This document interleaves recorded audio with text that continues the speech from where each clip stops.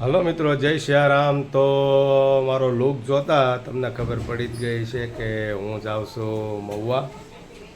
અને મહુવા છે હનુમાન જયંતિ એટલે કે અસ્મિતા પર્વનો પણ કાર્યક્રમ દર વર્ષે જો ત્યાં હોય જ છે. અને આજે હું પ્રથમ વાર ત્યાં જાઉં છું. હું ને મારા નાનો ભાઈ છે, એમનો દીકરો છે ને હું, અમે બે ભાઈ જઈએ છીએ.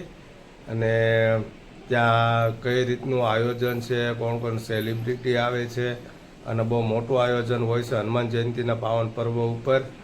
તો હું ત્યાં જાઉં છું અને કન્ટિન્યુ બ્લોગમાં બન્યા રહેજો.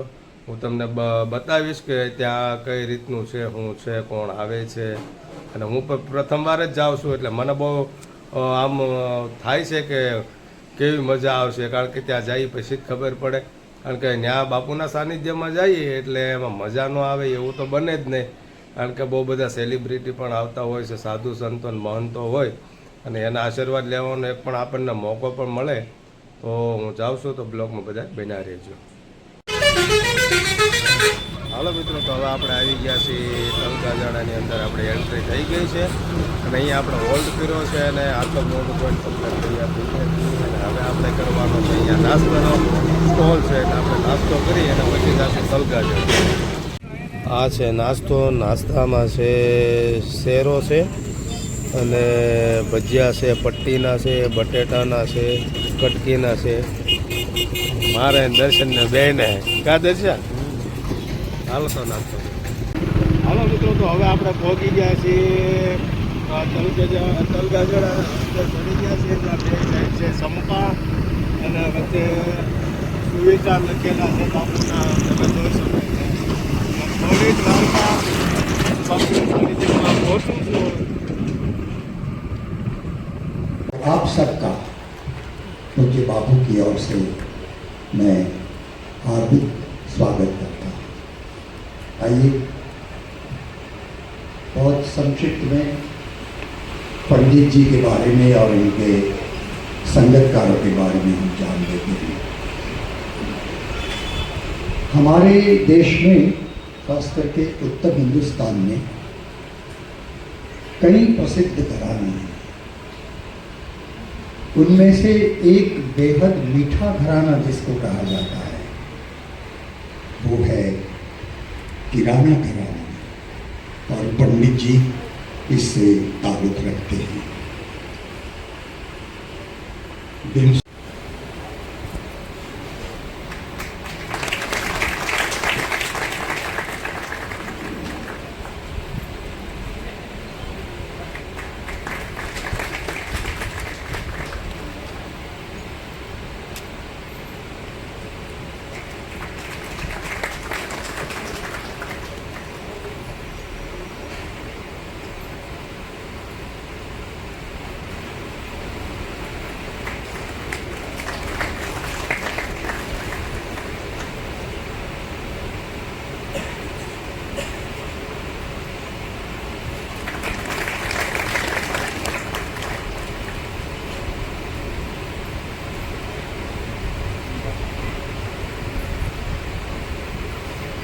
पंडित जी कल बापू के मेहमान बने, कैलाश गुरुकुल में पधारे।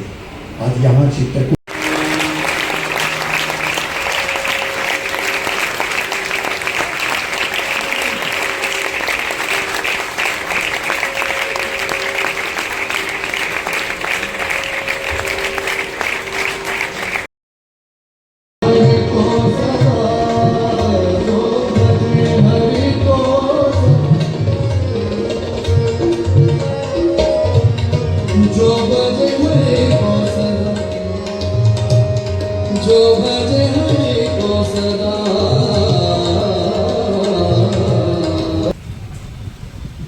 હાલો મિત્રો, તો હવે આપણે આવી ગયા છીએ ભૂતનાથ મહાદેવે. કારણ કે નાહી ધોઈને ફ્રેશ થઈ ગયા એટલે સવારમાં પહેલાં આપણે ભૂતનાથ દાદાના દર્શન કરીએ અને ત્યાર પછી અહીંથી જ આવવાનું છે. આપણે સંગીતની દુનિયા પરિવાર છે, ત્યાંથી જે રામનોમ છે, ઘણી બધી વસ્તુઓ ત્યાંથી મળે છે, એટલે ત્યાં પણ આપણે જવાનું છે. તો પહેલાં રસ્તામાં આવતું હતું ભૂતનાથ મહાદેવ, તો આપણે દર્શન કરીને જાય.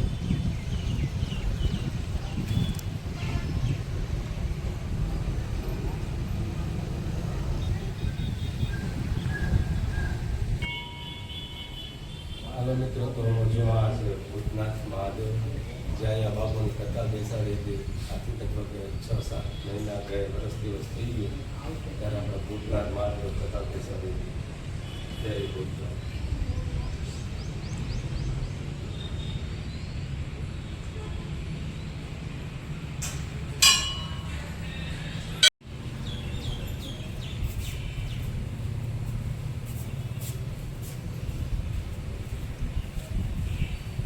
દાસ આ ખુરશી લઈ લો ને, ચેર.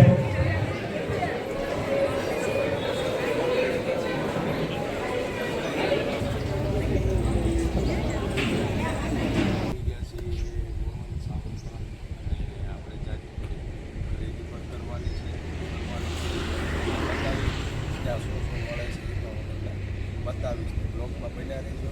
આપણે અંદર જાય છીએ એન્ટર થાય.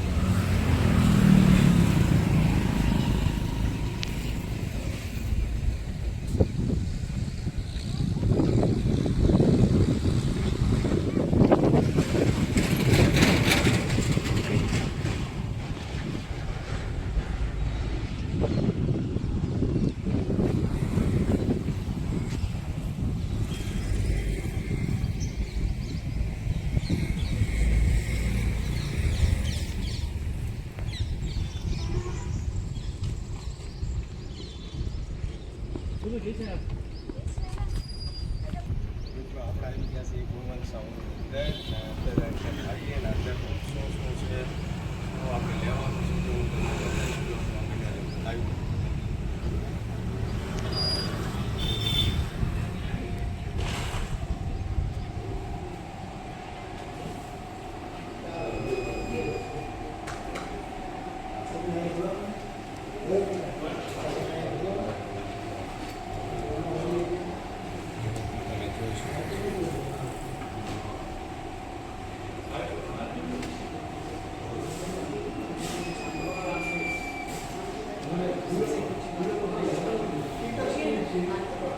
હલો મિત્રો, તો આપણે હતા અત્યારે ગુણવંત સાઉન્ડમાં. શું વસ્તુ હતી અને એ મેં તમને બતાવી. અને હવે બહાર આપણે આવી ગયા છીએ પાર્કિંગની અંદર. એટલે કે ચૂલે હિંચકા ખાવા બેઠા છીએ બે ભાઈ.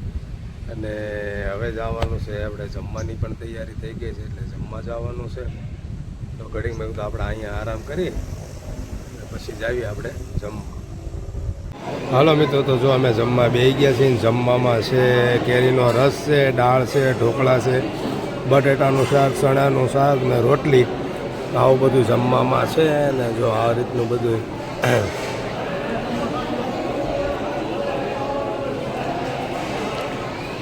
અમારા દર્શકભાઈ. તો અમે બધા બેસી ગયા છીએ પ્રસાદ લેવા. અને તમે મિત્રો, તો આપણે આવી ગયા છીએ વિશ્વનાથ મહાદેવને ત્યાં, એટલે કે રામવાડી. અને અહીંથી બાપુનું ઘર પણ સામે છે.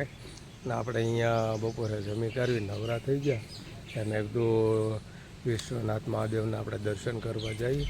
અને જો અહીંયા પણ હવનની પણ તૈયારી છે બધી.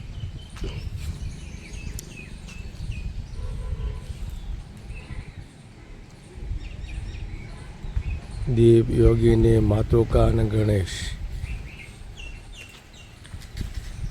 રુદ્ર પરિવાર દેવતા. તો આ બધી તૈયારી છે, કાલની બધી તૈયારીઓ છે.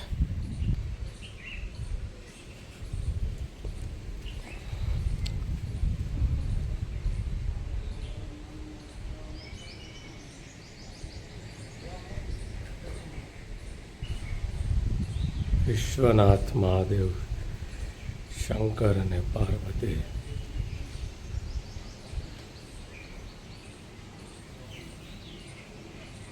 આ છે બાપુનો ચૂલો.